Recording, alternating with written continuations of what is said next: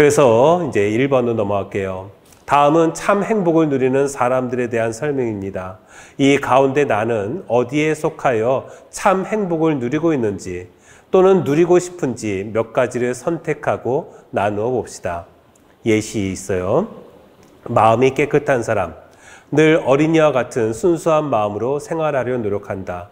그래서인지 매사 즐겁고 인간관계도 무척 좋다.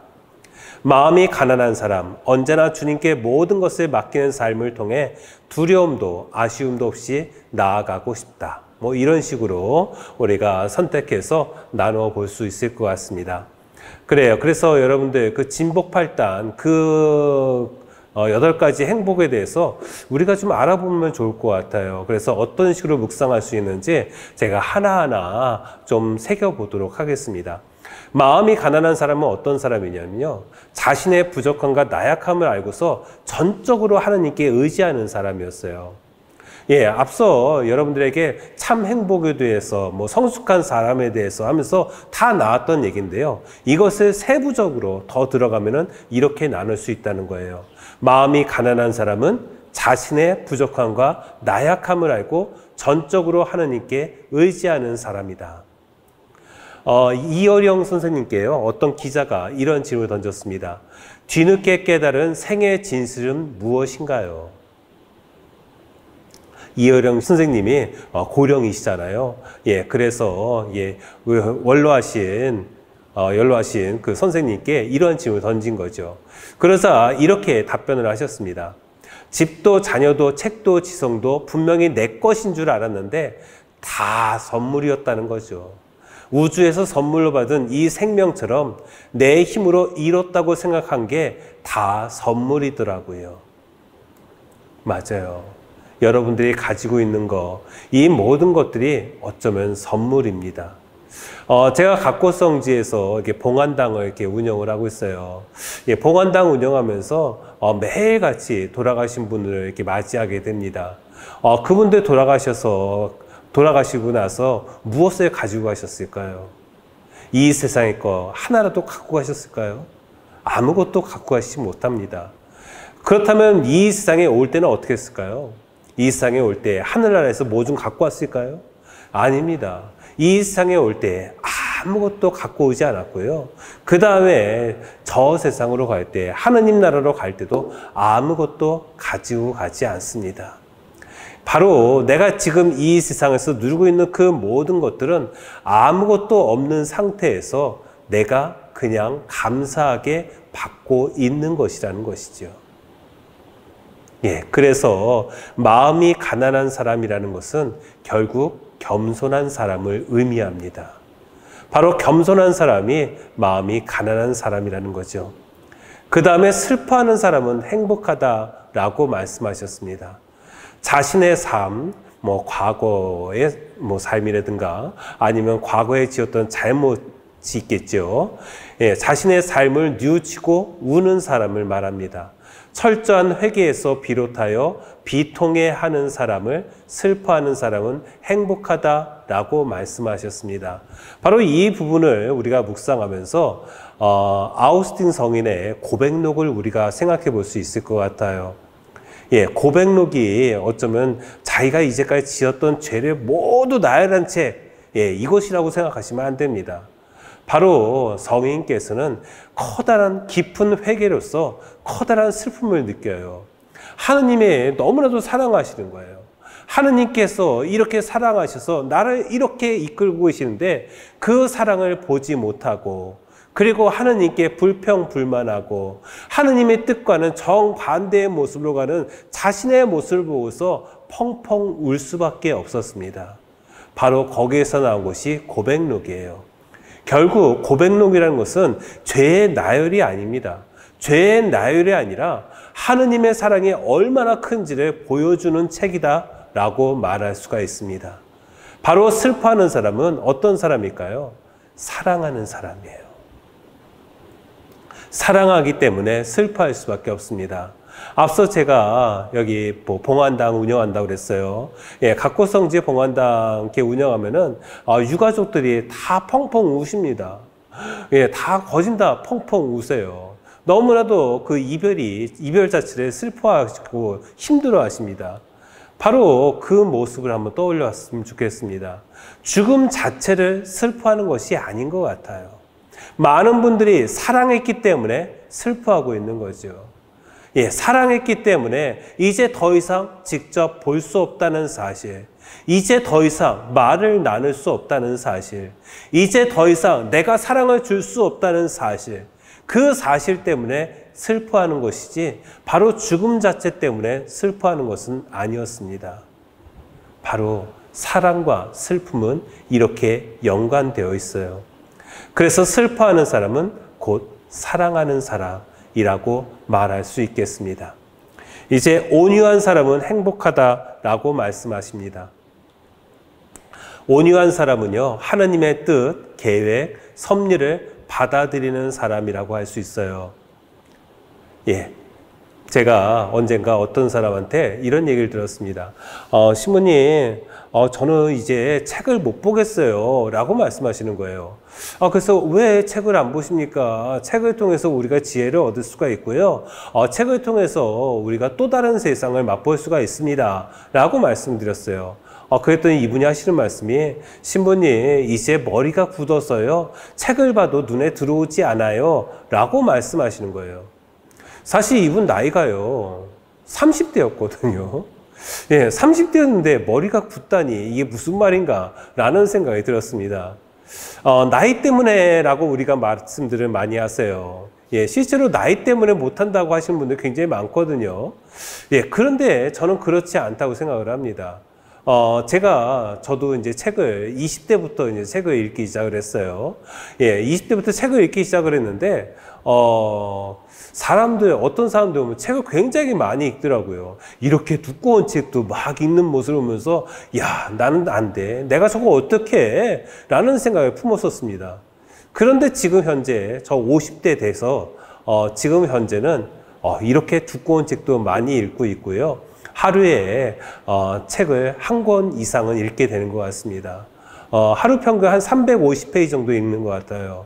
예, 그러다 보니까 예, 이 모습을 예전에 20대 때는 어땠을 것 같아요? 불가능해. 할 수 없어. 어떻게 하루에 한 권씩 읽어? 이렇게 말했던 제가 이제는 그거 쉬워 라고 말할 수가 있게 되었습니다. 그래요. 할 수 없는 것이 아니라 안 했을 뿐이었습니다. 할 수 있는데도 불구하고 안 하는 것이 당연한 것처럼 생각했던 우리가 아니었나 싶어요. 하나님께서 우리에게 이 삶을 선물로 주셨습니다. 이 삶은 모든 것이 가능한 삶이었어요. 모든 것을 할 수 있는 삶이었습니다. 예, 그 모든 것을 우리에게 주신 하나님인데 이 하나님을 우리는 부정적인 마음으로 바라보고 있었습니다. 내가 할 수 없는 이유들, 그 이유들을 하나하나 따지면서 이래서 나는 할 수 없다 하면서 스스로 합리화시켰던 것 같습니다. 하지만 하느님께서 불가능한 일이 있을까요? 모든 것이 다 가능한 하느님이시죠. 모든 것이 다 가능한 하느님이시기 때문에 우리가 긍정의 마음을 품는다면은 바로 이 긍정의 마음 안에서 하느님을 찾을 수가 있을 것입니다. 그래서 바로 온유한 사람이라는 것은 내 안에 긍정의 마음을 갖는 것. 그래서 하느님의 뜻, 계획을 그리고 섭리를 우리가 온전하게 받아들이는 사람을 바로 온유한 사람이다 라고 말할 수 있겠습니다. 그리고 의로움에 줄이고 목마른 사람. 세상의 불의에 맞서며 정의로움에 깨어있기 위해 완전한 의에 대해서 줄이고 목마른 사람. 저는 그 학창 시절에 사실은 데모하는 걸 많이 봤어요. 민주화 운동들 많이 보면서 신학교를 다녔고, 그리고 그런 책들도 많이 보면서 이 땅의 정의에 대해서 많은 생각, 또 많은 묵상들을 할 수가 있었어요.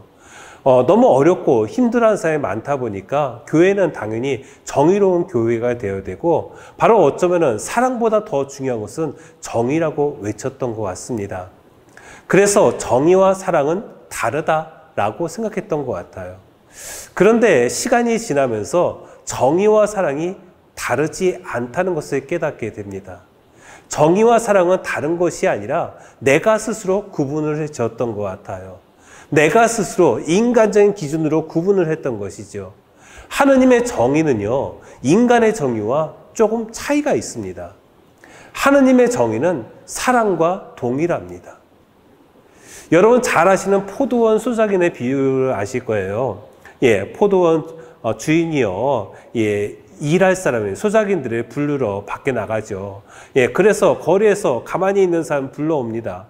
예, 9시에 데리고 오고, 그 다음에 12시에 데리고 오고, 그 다음 3시에 데리고 오고, 그리고 일 끝나기 1시간 전에 또 데리고 오고. 예, 바로 이들에게 일당으로 얼마씩 줬어요? 다 똑같이 줬다는 거예요. 예, 먼저 온 사람이나 나중에 와서 1시간 일한 사람이나 똑같이 돈을 줬다는 거예요. 어때요? 정의로우십니까? 예, 이 부분을 보면은 전혀 정의롭지 않은 것 같아요. 아니, 이게 어떻게 정의로워? 예, 처음부터 일한 사람과 마지막에 1시간 일한 사람과 차등이 있어야 이게 정의롭지라고 생각을 할 수 있습니다. 하지만 하느님의 정의는 사랑 그 자체였어요. 왜냐하면 그 당시에 하루 일당으로 하루 먹고 살 수가 있었거든요. 만약에 1시간만 일했다고 해서 10분의 1이나 뭐 반값이라든가 그렇게 주면은 그 가족은 굶을 수밖에 없었습니다. 하루의 일당을 가지고 하루를 온전히 살 수 있도록 하기 위해서 모두 똑같이 주는 것, 이것이 바로 하느님의 사랑이었습니다. 그리고 하느님의 사랑이 바로 정의였습니다. 그런데 우리의 정의는 어때요? 조금이라도 차별을 받으면 불평, 불만을 하는 것이 정의라고 생각을 합니다. 정말로 가난하고 소외받은 사람들을 사랑하는 그 마음이 아니라 나의 손해를 못 참는 것, 이것이 정의라고 생각했던 것은 아닐지 모르겠습니다. 그래서 나를 위한 정의가 아니라 어렵고 소외된 사람을 위한 정의가 바로 사랑이라는 것. 바로 이러한 사람이 의로움에 줄이고 목마른 사람이었습니다. 그리고 자비로운 사람은 행복하다라고 말씀을 하세요. 타인의 마음속에 들어가서 그 입장에서 그의 눈으로 사물을 보고 그의 마음으로 생각하며 그의 느낌으로 느끼게 되도록 만드는 능력, 곧 공감을 가진 사람, 바로 이 사람을 자비로운 사람이라고 말을 합니다. 여러분들 한번 생각을 해보세요. 여러분들 오래 살려면은 제일 먼저 생각해 뭘까요? 많은 사람들은 제가 오래 살려면은 뭐부터 신경 써야 될까요? 그러면 다들 건강 얘기합니다. 그런데 실제적으로 이렇게 많은 실험을 통해서 알려진 결과에 의하면은 오래 살기 위해서 제일 중요한 것은 관계라고 합니다. 사회적 관계를 잘 맺어나갈 때, 그래서 많은 사람들을 만나고 그리고 많은 사람들과 어떤 유대 관계를 맺고 있으면은 옥시토신이 활성화된다고 그래요. 신경세포 생성을 촉진시키고요, 통증을 줄이고요, 골다공증을 예방하는 효과를 볼 수가 있다고 합니다. 그러다 보니까 당연히 장수할 수 있겠죠. 그런데 우리가 좋은 약은 쓰다라는 말이 있잖아요. 좋은 약은 쓰다라는 건 뭐겠어요? 굉장히 좋은 것이라는 건 알 수 있어요. 그런데 불구하고 그것이 나에게 쓴 약으로 다가올 때가 많습니다. 분명히 사회적인 관계를 맺으려면은 내가 사랑을 줘야 돼요. 그리고 내가 먼저 상대방을 인정하고 그 사람의 있는 그대로를 내가 바라볼 수 있어야 됩니다. 그에게 그의 마음, 그의 말과 행동에 대해서 내가 공감할 수 있어야 돼요. 그렇게 되면 어떻게 된다? 옥시토신이 활성화돼 가지고서 내 자신이 건강해질 수 있다는 거죠. 그런데 이렇게 사랑하기가 쉽다, 어렵다? 어렵다는 거예요. 그래서 사랑의 관계 만들기가 너무나도 어렵다고. 그래서 많은 사람들이 그럴 바엔 차라리 안 보고 말지 라고 하면서 관계를 끊는 것을 선택을 합니다. 관계를 끊으면 어떻게 돼요? 건강해져요? 건강해지지 않아요. 건강해지지 않다 보니까 장수할 수도 없을 거예요. 결국은 사회적 관계를 만드는 것은 좋은 약이 되어서 나를 건강하게 만들어줄 수 있다는 것입니다. 그래서 우리가 다른 사람 만날 때 많이 공감해 줘야 돼요. 그리고 인정해 주고, 지지해 주고, 칭찬해 주는 거. 이것이 얼마나 중요한지 모릅니다. 이제 마음이 깨끗한 사람은 행복하다라고 말씀을 하십니다. 흠집, 잡티, 오염이 없어 자신의 사욕을 추구하지 않는 순수한 사람입니다. 네, 그죠? 그래서 우리가 이때 어린이의 순수함 한번 생각해 볼 수가 있어요. 어린이의 순수함. 저도 이렇게 지금 손주가 있거든요. 이제 큰 조카애가 결혼해서 아이를 낳아서 이제 저도 이제 손주를 보고 저도 이제 할아버지 소리를 듣는데 그 아이 보면 천사 같은 거예요. 여러분도 그렇죠. 여러분들 손주 보면 어때요? 그리고 어린아이들 보면 어때요? 천사 같지 않습니까? 그래가지고 제가 그랬어요. 야, 천사랑 같이 있으니까 얼마나 행복하니? 라고 말을 했습니다. 그랬더니 이렇게 말하는 거예요. 잘 때만 천사예요. 맞습니까? 제가 애를 안 키워봐서 잘 모르겠는데 맞는 것 같긴 해요. 애들이 또 얼마나 말썽을 부리는지. 잘 때는 정말 그 모습이 천사랑 똑같아요. 그런데 아이가 깨어나는 순간부터 집안이 엉망진창이 될 때가 많아요. 그렇죠? 그러다 보니까 바로 이렇게 잘 때만 천사예요 라고 말하는 것 같아요. 그렇다면은 어린이는 죄를 짓지 않을까요? 어린이도 죄를 짓는다는 거예요. 어린이도 미움의 대상이 된다는 거예요. 그렇죠? 바로 어린이라는 것은 죄 짓지 않는 존재가 된다는 것이 아닙니다. 어쩌면은 어린이와 같이 된다는 것은 보호자에게 철저하게 의지하는 것, 그 모습을 우리가 닮아야 된다는 거예요. 우리의 보호자는 누구세요? 바로 우리가 믿고 따르는 하느님 아버지. 하느님 아버지께 우리가 철저하게 의지하는 모습을 보일 때 우리는 어떻게 되느냐? 바로 하느님 아버지의 뜻을 생각하면서 나의 죄들을 하나씩 하나씩 줄이려고 노력할 수밖에 없습니다. 하느님이 너무나도 사랑스럽기 때문에 그 사랑하는 하느님 앞에 내가 감히 죄를 지을 수가 없게 되는 거죠. 결국 어떻게 되겠어요? 바로 그 순수한 마음들이 내 안에서 새겨져서 내 마음이 깨끗해질 수 있는 것입니다. 그 다음 평화를 이루는 사람은 행복하다라고 말씀하십니다. 문제를 피하는 것이 아니라 직면하고 씨름하여 최고의 선을 이루는 데 공헌하는 모든 사람을 말합니다. 부활하신 예수님께서 제일 먼저 하신 말씀, 제자들에게 하신 말씀 뭐였어요? 평화가 너희와 함께. 바로 평화를 먼저 빌어주셨어요. 그 제자들 사실은 예수님한테 한번 된통 혼나야 되지 않겠습니까? 예수님 앞에서는 절대로 당신 배반하지 않을 거예요 라고 말했던 제자들인데 그래서 어떻게 했어요? 자기들이 서로 더 높은 데 앉으려고 어떡합니까? 예수님 왼편에 오른편에 앉게 해달라고 부탁도 하고 또 엄마 찬스 불러가서 엄마까지 불러가지고서 엄마가 청하게 하고 막 그러지 않았습니까? 그랬던 제자들이 예수님께서 붙들려 가자. 그래서 십자가에 못 박혀 돌아가시자. 그들은 모두 다락방에 숨어서 벌벌 떨고 있다는 거예요. 바로 예수님 앞에서는 호언장담했던 사람들이 바로 이러한 모습을 보이니까 얼마나 기가 막혔겠어요. 그런데도 불구하고 예수님께서는 첫 번째로 평화가 너희와 함께. 바로 이렇게 불안하고 힘들어하는 그 마음 안에 바로 평화가 있어야 된다는 것을 예수님께서는 이야기하신 거였어요. 따라서 우리도 이 평화에 집중해야 될 것입니다. 사실 전쟁 없애야 된다고 많이들 얘기하죠. 이 전쟁을 통해서 우리가 많은 생명이 죽어나고요. 또한 이 전쟁을 통해서 많은 무기들이 또 생산이 됩니다. 이건 역시도 커다란 낭비가 아닐 수가 없어요. 바로 전쟁을 통해서 낭비되는 거 생각해 본다면 이 평화가 얼마나 커다란 가치를 가지고 있는지, 물질적으로도 평화의 가치는 어마어마하다는 것을 우리 모두 잊어서는 안 될 것입니다. 그 다음 의로움 때문에 박해를 받는 사람이에요. 예수님과 복음 때문에 고통과 희생을 감수하며 박해를 받는 사람을 말합니다. 바로 이러한 사람이 행복하다고 말씀하세요. 우리 주님이 우선이었던, 항상 주님께서 우선이었던 과거의 순교자분들 우리가 묵상해 볼 수 있습니다. 늘 주님을 첫 번째 자리에 모셨어요. 바로 주님만이 자기에게 가장 중요한 분이었기 때문에 자기에게 가장 소중하다고 말할 수 있는 이 생명까지도 내어놓을 수가 있었던 것이죠.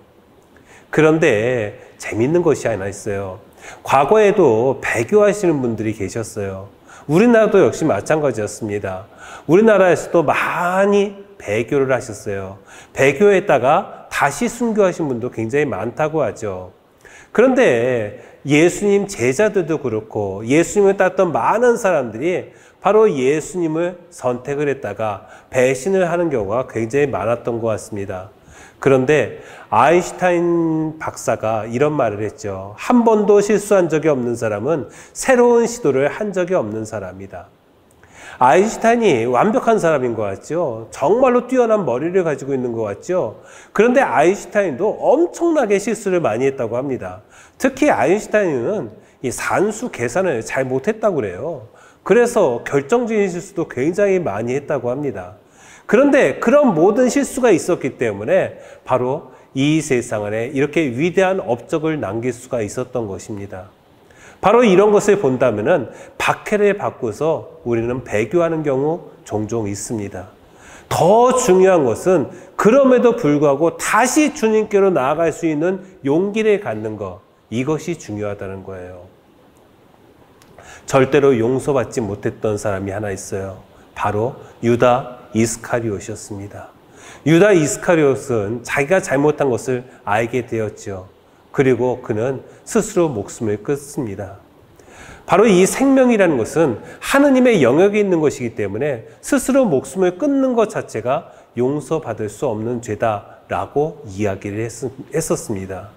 그래서 유다 이스카리옷은 스스로 모든 것을 다 결정을 한 거예요. 하나님께서는 다 용서하시는데 그 용서 자체를 자신이 인정하지 못했던 것이죠. 바로 그런 차원에서 과거의 이단 중에 도나투스파라고 있었어요. 도나투스파가 기원 후 300년 중후반에 이제 나타났습니다. 이 파는요, 배교를 인정하지 않았어요. 그러다 보니까 313년에 종교의 자유를 얻은 그리스도인들이 이제 배교했던 사람들이 그때부터 이제 다시 교회로 나오기 시작을 합니다. 근데 이 도나투스파는 그때 배교했던 사람들을 인정하지 않는 거예요. 그래서 테러를 시작을 합니다. 그래서 어떤 경우도 있었냐면은 아우스틴 성인을 잘 따랐던 제자가 있었다고 그래요. 그 제자를 아우스틴 성인이 밉다는 이유만으로 그 제자를 꼭대기에서 떨어뜨려서 불구가 되게 만듭니다. 그게 폭력을 쓰면서 이게 방해를 하는 거예요. 하느님의 용서, 하느님의 사랑을 거부하고 무조건 정의, 자기만의 정의를 외쳤던 것이죠. 따라서 우리가 의로움 때문에 박해를 받는 사람, 바로 이 사람들은 때로는 배교할 수도 있어요. 우리가 죄에 대해서 끊임없이 넘어지고 있지 않습니까? 그럼에도 불구하고 우리 주님께서는 다시 한번 기회를 주신다는 것. 그 사랑을 기억하면은 바로 의로움 때문에 박해를 받는 사람들은 어쩌면 하느님의 사랑 안에 자신의 모든 것을 맡기는 사람이 아닐까 싶습니다. 그래서 두 번째예요. 본문에서 행복한 사람에게 주어지는 복 가운데 특별히 내게 기쁨과 희망 또는 위로를 주는 말씀은 무엇인가요? 예시를 참조하여 아래에 작성한 후 짧게 이야기해 봅시다. 그래서 행복한 사람은 행복하여라. 의로움 때문에 박해를 받는 사람들. 주어지는 복, 하늘나라가 그들의 것이다. 선택한 이유, 가족 중 혼자만 성당에 다니다 보니 매번 가족들 눈치를 보게 되고 싫은 소리도 듣는다. 그런데 주님의 약속 말씀에 큰 용기를 얻었다. 앞으로는 가족들에게 그리스도인의 좋은 본보기가 되어 언젠가는 가족 모두를 하늘나라의 시민이 될 수 있도록 인도해야겠다는 희망이 생겼다. 여러분도 한번 이렇게 해보시면 좋을 것 같습니다. 그래요. 그래서 여러분들에게 시간에 대해서 좀 얘기를 해볼까 합니다. 세상에서 가장 시간 안 가는 3대 케이스가 있다고 합니다. 어떤 거냐면은 컵라면 익기를 기다리는 시간, 네, 진짜 시간 안 가죠. 예, 그 다음 플랭크 자세. 예, 이 자세 유지하고 있는 시간. 예, 그것도 시간 진짜 안 가죠. 예, 그 다음에, 우리나라 대한민국 남자라면 다들 느끼시는 군대 전역을 기다리는 시간. 예, 요 시간 진짜 안 간다는 거예요. 예, 요 시간 왜 안 갈까? 이렇게 생각을 해보니까, 시간을 의식하고 바라보고 있을 때 시간이 항상 안 갔던 것 같아요. 여러분들 뭐 자판기에서 이게 커피 뽑아 먹을 때, 뽑아 마실 때 어때요? 예, 손을 집어넣고서 기다리잖아요. 다 될 때까지. 예, 그런데 언젠가는 다 나오겠죠. 예, 그런데도 불구하고 계속 지켜보면서 예, 멈추기까지 기다리고 있습니다. 어때요? 시간이 가요, 안 가요? 예, 시간 진짜 안 갑니다. 예, 바로 내가 시간을 의식하고 바라보고 있으면은 그때 시간은 참 안 갔던 것 같아요. 그런데 반대로 이런 경우 있어요. 시간이 너무 빨라서 시간이 없다고 말하는 사람이 있다라는 거예요. 예. 사람들에게, 어르신들에게 물어보세요. 시간 어때요? 오늘 하루가 빨리 간 것 같지 않습니까? 라고 물어보면 다들, 어떻게 지나가는지 모르겠어. 정말 후딱 지나갔어. 라고 말씀하시죠. 예. 바로 그 사람들 잘 보면은 대부분이 시간을 의식하고 있지 않을 때 이런 말씀을 하고 있어요. 시간을 의식하고 있으면은 시간이 진짜 안 가고 있어요. 하지만 시간을 의식하고 있지 않으면 시간이 너무 빨리 지나가는 것 같아요. 예. 이것을 가지고 우리가 우리 삶 안에 특히 신앙인들에게 활용할 수가 있을 것 같아요. 우선은요, 한번 얘기를 해보죠. 예, 타조 컴플렉스라는 곳이 있어요. 타조가요, 키가 한 2.4m 정도 된다고 그래요. 예, 몸무게가 한 155kg예요. 예, 그 다음에 달리기가 시속 90km 달려요. 날지는 못하지만, 예, 이 정도 속도로 달립니다. 예, 말보다 빠르대요, 말보다. 예, 그리고요, 이 타조가 뒷발질을 딱 하면은, 예, 웬만한 짐승들, 사자 같은 것도요, 그냥 한 방에 그냥 나가 떨어진다고 그래요. 그냥 죽어버린대요. 예, 엄청난 발길질을 가지고 있어요. 예, 그런데 이 사나운 짐승이 딱 나타나면 이 타조는 도망가기 시작을 합니다. 예, 도망가는데 어떻게 도망가느냐면은 제자리만 뱅글뱅글 돈대요. 뱅글뱅글 돌다가 그냥 돌 사이라든가 나무 사이에다가 그냥 머리를 그냥 쳐박고 있다고 합니다. 예, 어떻게 될까요? 예, 곧바로 맹수한테 물려서 잡아먹히고 말지요. 바로 타조는요, 어마어마한 크기를 가지고 있어요. 그리고 빨리 도망갈 수도 있어요. 그리고 아주 무서운 발기질을 가지고 있어요. 그럼에도 불구하고 도망치다 보니까, 예, 그 사나운 짐승에게 잡아먹히게 된다는 거죠. 자기가 잡아먹히지 않을 수도 있는데도 불구하고 자기는 할 수 없다고 생각하는 거. 이것이 바로 타조 콤플렉스라고 말을 합니다. 바로 우리도 이렇게 타조 콤플렉스를 갖고 있는 것 같아요. 예, 앞서 행복선언 8가지 행복에 대해서 쭉 말씀드렸습니다. 이 행복은 다 주님께서 우리가 누릴 수 있도록 이미 다 주신 거예요. 그래서 우리는 이 행복을 누리기만 하면 됩니다. 그런데 우리는 어떻게 하느냐? 항상 시간을 의식하지 않아요. 그러다 보니까 그냥 시간만 빨리빨리 지나가게 만드는 것 같습니다. 그래서 우리가 시간을 바라보면서 의식하면서 특히 주님의 사랑을 실천하고 있다면 어떻게 될까요? 천천히 바로 그 순간을 누리면서 살 수가 있을 것입니다.